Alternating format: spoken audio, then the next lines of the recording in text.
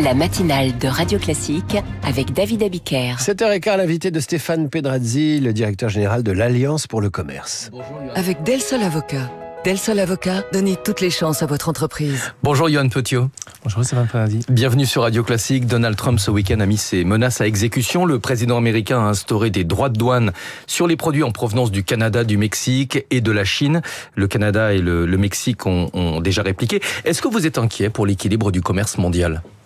Oui, bien sûr, on sait que les guerres commerciales peuvent... on sait où elles commencent, on ne sait jamais où elles terminent. Donc bien sûr, c'est une inquiétude forte, d'abord pour la base industrielle européenne, qui pourrait souffrir des droits de douane qui seraient mis par les Américains. Donc bien sûr, c'est une inquiétude, mais quand même, sur les droits de douane, j'aimais dire, s'il ne faut pas être guerrier, il ne faut pas non plus être naïf. Et aujourd'hui, dans notre secteur, qui est celui du commerce, on fait preuve quand même d'une naïveté vis-à-vis des grandes plateformes asiatiques qui aujourd'hui ne paient pas de droits de douane lorsqu'elles expédient leurs colis en Europe. Et on sait que c'est plusieurs milliards de colis chaque année en Europe. Ça veut dire que pour le commerce de proximité, la déglobalisation que risque d'entraîner la guerre commerciale, ça n'est pas forcément une bonne nouvelle, puisque de toute façon, ça ne concerne pas les plateformes. Oui, alors ce sont deux sujets un peu différents. C'est vrai qu'aujourd'hui, on entend beaucoup parler de tarifs douaniers depuis quelques mois. Mais il y a deux sujets. Il y a déjà quels produits sont taxés et après, à partir de quel niveau. Aujourd'hui, nous, on parle bien de produits qui sont taxés. Quand vous importez des produits d'habillement d'Asie ou même d'autres pays dans le monde, il y a des droits de douane qui s'appliquent et c'est bien normal. Mais il y a un seuil de minimis qu'on appelle, qui est à partir de 150 euros en Europe. En dessous de 150 euros, vous ne payez pas de droits de douane. Et aujourd'hui, ce sont 4 milliards de colis qui, chaque année, arrivent en Europe sans payer de droits de douane. Et ça a fait le succès des plateformes telles que Chine ou Temu, qui ont pris des parts de marché extrêmement fortes en France, mais aussi en Europe, au détriment de notre commerce, du commerce de proximité, qui hier n'était pas délocalisable, mais qui aujourd'hui est menacé. En France, les soldes d'hiver se terminent demain soir. Quel est le premier bilan ? Alors nous, on a fait un bilan au terme des 3 semaines, des 3 premières semaines qui étaient mitigées parce qu'on a la première semaine n'avait pas été terrible. La première semaine a été extrêmement difficile. C'est reparti sur la deuxième semaine. La troisième semaine était flat. Donc pour l'instant, on a un bilan plutôt à l'équilibre au bout de 3 semaines. On va attendre le bilan complet demain soir. Alors on se pose la question à chaque fois, est-ce que les soldes ont encore du sens avec la multiplication des périodes de promotion et avec la concurrence des plateformes chinoises ultra low cost? Vous parliez de Temu, qui sont capables de vendre des produits à des tarifs inférieurs à ceux que nous pratiquons en France pendant les soldes. Oui, alors c'est vrai que chaque année, on se repose un peu cette question de l'intérêt des soldes.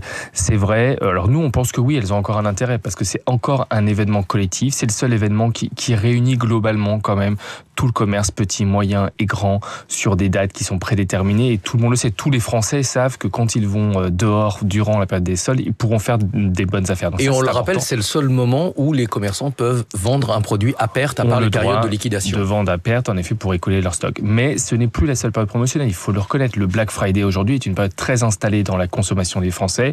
Et on sait que le taux promotionnel global de vente est à peu près similaire durant le Black Friday que durant les soldes. L'Alliance pour le commerce vient de présenter son bilan 2024. Les enseignes de mode ont vu leur chiffre d'affaires reculer de 0,1% l'an dernier en magasin physique et de 0,5% si on ajoute les ventes en ligne. Donc, on va dire à peu près une stabilisation après des années très compliquées. Pensez que c'est le début de la reprise ou est-ce que c'est encore trop tôt pour le dire ? On espère, en tout cas, on est un peu optimiste en ce début d'année, donc on espère un peu que c'est notre année rebond, et on vous l'avait dit, en effet, l'année 2024, on a une activité qui s'est plutôt stabilisée en magasin. Au global, quand on cumule magasin et web, on est à moins 0,5 d'activité, donc quasiment l'équilibre. En tout cas, on recule moins que les autres années, et donc on espère qu'on est sur cette année rebond. Les enseignes se sont profondément transformées ces dernières années pour résister justement à cette concurrence. Donc oui, on espère que 2025 permettra d'aller maintenant chercher de la croissance. Alors tout le monde se plaint des conditions météo. 2024 a été marqué par une pluviosité record. Mais les conditions météo plutôt médiocres ont finalement été favorables aux ventes de vêtements à l'automne. Alors oui, elles ont été favorables à l'automne. Elles l'ont été très défavorables au printemps parce qu'on a eu un printemps extrêmement pluvieux. En fait, c'est vrai qu'on a signalé ça dans notre communiqué de presse parce que ça marque véritablement le lien qui est de plus en plus fort entre météo et notre activité. On appelle ça un secteur météo sensible. Oui, extrêmement météo sensible. Au printemps, on a eu un printemps extrêmement pluvieux. on a plongé. Au deuxième semestre, on a une météo très favorable à l'automne et ça a poussé véritablement notre collection automne-hiver avec plus 24 au mois de septembre. Et c'est ce qui vraiment nous a permis d'aller chercher cet équilibre sur toute l'année 2024. On avait beaucoup entendu certains commerçants se plaindre de l'impact des Jeux Olympiques et Paralympiques sur leur activité en région parisienne. Les ventes avaient été affectées par les JO. Est-ce qu'ils ont rattrapé ce trou d'air de l'été après les JO? Oui, alors au Global de Paris, on n'a pas totalement rattrapé, mais il faut quand même le souligner. C'est vrai qu'on était très inquiets au moment des JO. On avait perdu 10 points de croissance par rapport à l'évolution nationale entre juin et fin septembre, ce qui était extrêmement important. Beaucoup de commerçants ont eu des difficultés durant cette période, même si c'était un événement merveilleux. Mais il y a eu un vrai rebond, et ça on tient à le souligner. Entre octobre et décembre, c'est plus 7 points de croissance pour Paris par rapport au national.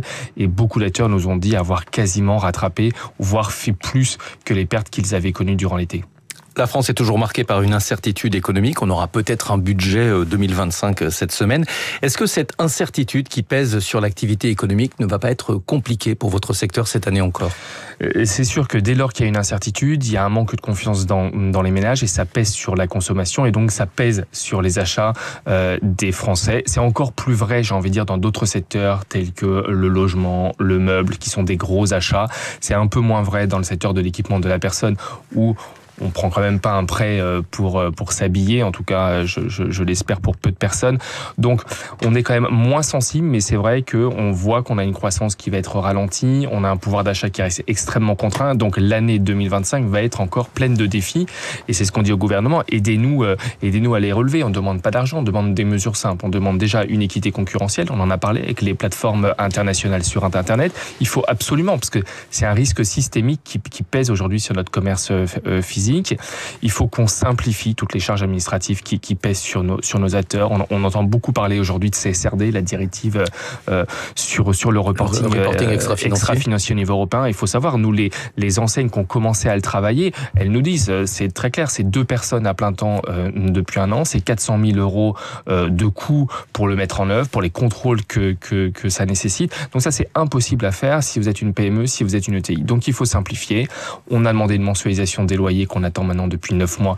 Il faut aller au bout, et ça, tous les soubresauts politiques nous ont fait prendre énormément de retard.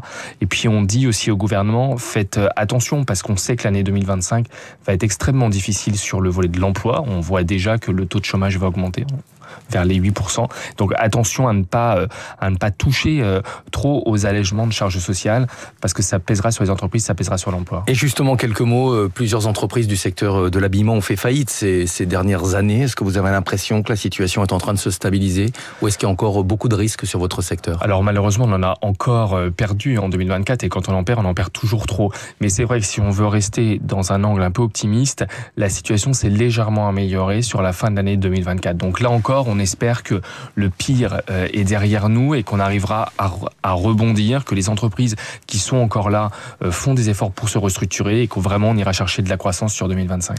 Merci beaucoup, Yoann Potio, d'être venu ce matin sur Radio Classique, directeur général de l'Alliance pour le commerce. Vous avez compris le message, David, il faut aller faire du shopping. Je vais essayer, mais j'ai déjà une garde-robe bien remplie. Stéphane, à demain pour le tour de l'actualité économique.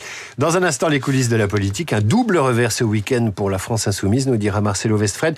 Mais tout de suite, Karine Dijoux nous administre quelques bonnes corrections. Voici Et si on parlait français.